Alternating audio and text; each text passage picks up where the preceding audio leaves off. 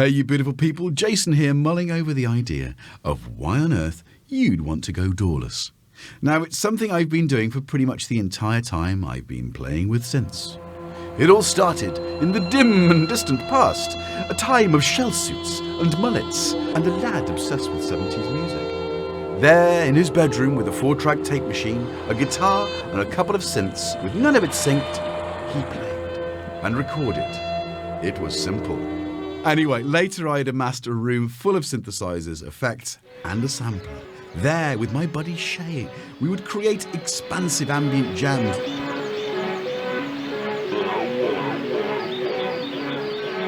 Then I got a PC in the mid-90s and like most people, got well and truly, totally dawed.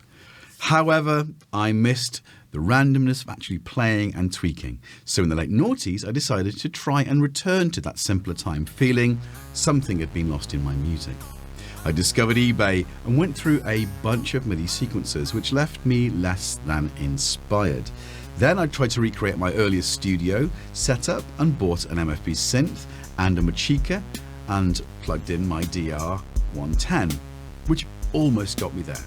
But it wasn't until Arturia released the original Beatstep in 2014 that I would start to realise my dream once again. So in the years between, I've upgraded to the Beatstep Pro and to today's focus, the Keystep Pro. But I'm not going to try and create an expansive ambient jam. Oh no! I'm going to see if you can make a piece of music with at least some structure. In fact, the sort of music I used to create when I finally got dawed. And in true Blue Peter fashion, I have completely prepared the sequence. So each part has been programmed in. It's, you know, I might talk about it, but ultimately it's dead straightforward. I think this video is less to do with the tutorial. There are plenty out there. More to do with the process of trying to create a tune with this. So the first thing that we all take for granted is how easy it is to make music on a DAW. But what you don't perhaps, or you won't perhaps think, is that you will find yourself making notes like this, which took me the best part of a day to actually program and to figure out my chain of patterns. I decided that logically pattern 1 would, from each track, would then be followed by pattern 2 and so on. Now you don't have to do this. Obviously, you could have pattern 1 playing for the entire song, and then you could sequentially, choose any selection of patterns to go and do that. But the chain would remain the same.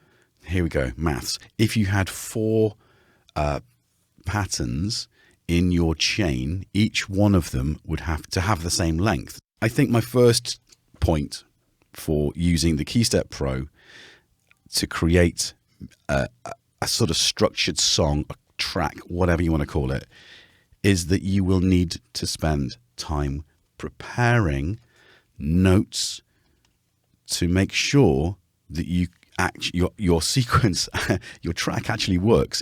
So I'll talk you through each kind of phase to build up the track, I suppose, and we'll look at the pros and cons as we go. So that's a con first, is it took so long to prepare.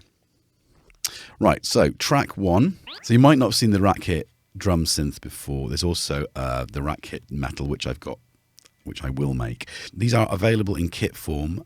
Really good thing to do. Very, very therapeutic. I found making mine just like a bunch of fun. And the end result is that you get a great synth. Definitely recommend that because it's inexpensive. If you don't trust yourself with a soldering iron, you can buy the kit ready-made and just enjoy the joys of the RAKITDrum Synth. I'll put a link up in the description, so you might want to treat yourself. Christmas, birthdays, all those kind of good things. Gift yourself. Anyway, so that's the RAKITDrum Synth. Now, look at this. How am I doing that? Thank you, Lee, for supplying me with the sort of necessary information to modify my Stylophone Gen X-1 to get in there and literally hard solder onto the board a cable, 2 cables to provide CV and gate. I'm just transmitting the gate and I'm tuning it on the back of the stylophone to get the pitch. But it's kind of it's just a noise, just a funky fun noise. So I want to thank Luke from MyVolts for this. You may notice it's got this, which is actually a 6-volt ripcord, which he happily provided for me, so thank you.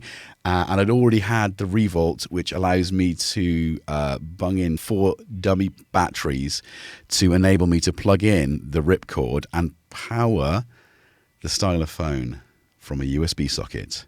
I mean, I have had the stylophone in the studio a long time with batteries, and what tends to happen is I'll use it and then I'll forget to turn it off and I'll come back and use it again and the batteries are flat and it's quite frustrating. So actually, if you own a stylophone, get yourself a ripcord and the Revolt kit. So after I've brought in the drum synth and the stylophone, the next thing I bring in the arrangement is the Dreadbox Chromatic going through an Erica Black mixer. Orange alert. We're approaching the planet Zergoff. Mother, have you put the kettle on? I'm sure by the time we actually record the thing, it'll probably all sound a little bit different because I will probably tweak. So, yeah, there we go. So we go to track 3. Okay, there we go. I'm kind of telling you how I've arranged the track without actually showing you how the Keystep helped me to arrange. So I apologise for just dropping you in now. So let's have a look at the drums.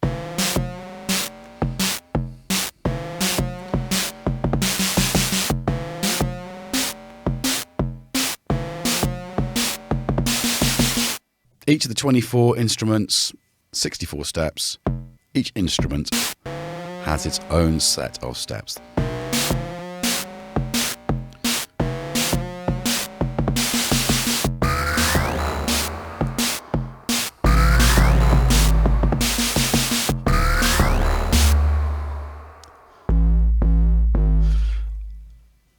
The MicroFreak. They've just released the Mini Freak. But the MicroFreak, God, it's good. The whole Freak range, love them. Isn't that nice? It says here that I've brought everything in. Drum synth, the Gen SX, the modular, the Drum 2s, and the MicroFreak. Although I've done that in 3, so that's where we are now. But then I'm to bring in the JoMoX. Now, that's not in this. So that's the sequencer in the drum machine is providing extra reinforcement for the drums. But as you can see, I had to make these notes and then remember what to do at given points.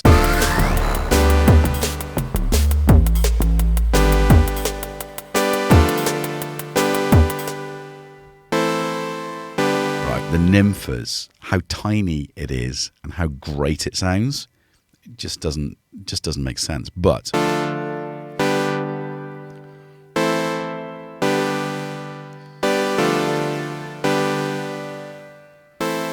you go. Marvelous, marvelous, marvelous machine. Love that. I digress, and isn't that the point? So that's now pretty much the track, isn't it? Every instrument has been brought in apart from the circuit track drums, and again, I'm doing the same thing with the circuit tracks as I'm doing the XBase, it's just playing a drum beat. So that sounds like this with all of it together. Ready? Go.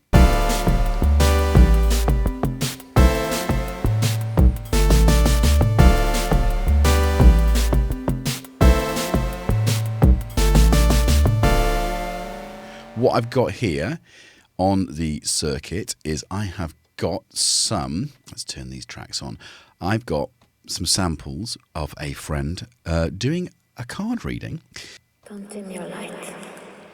So very kind of like the sort of stuff I would have probably done in the 90s. Don't dim your light. Recorded from a cult TV show. Oh, it's good, isn't it? Very dramatic. So thanks, Natalie, for that. Our 4 tracks build up to track 5. Track 6, we get the first pattern change. And at that point, I think, have I written down, the Yamaha comes in.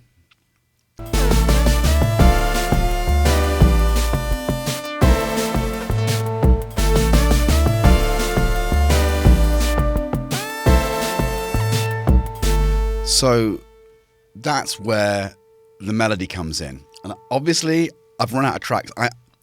Having used a gate to trigger the stylophone, why did I not think, answers below, why did I not think that I could do the same with the modular system? Because, of course, that could have housed the melody. Melody, bass, chords, drum. And that's the end of the video. Thank you for watching. Please like, subscribe, share and enjoy. And until the next time, Toby, this is for you. I'm realising there's now filming live with you. Strike 1, track 4 could have been put onto track 1, the drum tracks, okay? Strike 2, I could have triggered the drum, the XBase and the circuit tracks drums from these remaining 20 keys here.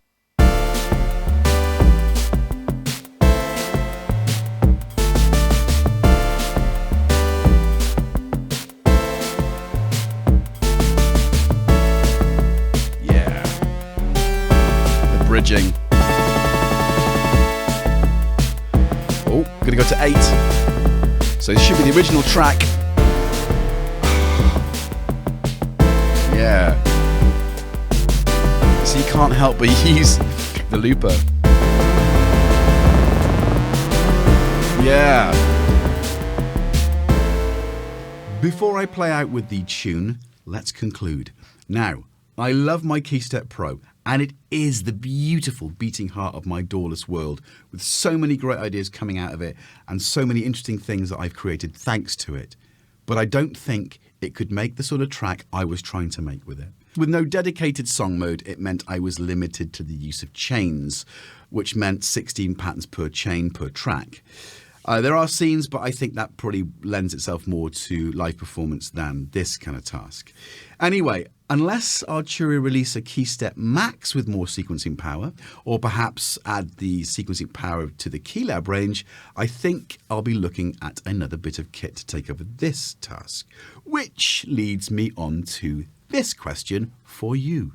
Should this be a series? Would you like to see me try this with another bit of kit that perhaps I already own, like the Tracker, the Circuits series, or the Digitone, which obviously has just had a pretty cool update to song mode, so that would probably be the obvious one. Anyway, you know the drill.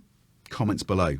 So don't forget to like, subscribe, share, and enjoy, dinging that notification bell.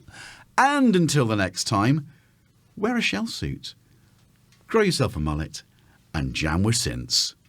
I never wore a shell suit.